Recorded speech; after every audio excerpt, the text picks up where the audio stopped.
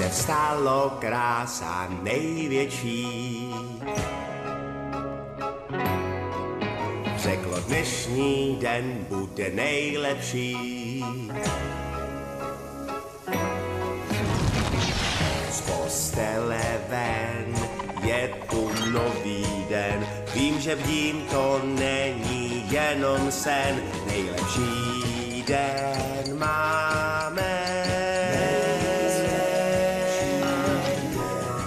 Ahoj, Gary. Ptáš se, proč je tohle ten úplně nejlepší den? Protože Gary tenhle svůj nejlepší den začnu přípravou celé nové generace výtečných krabích hambáčů.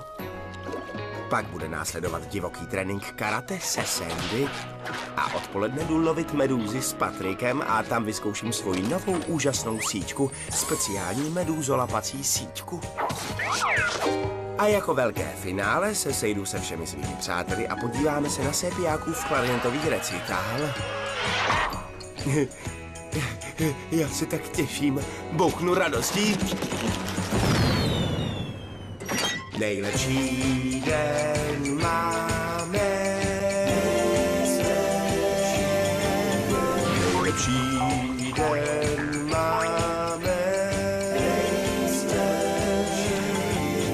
Nejlepší den máme.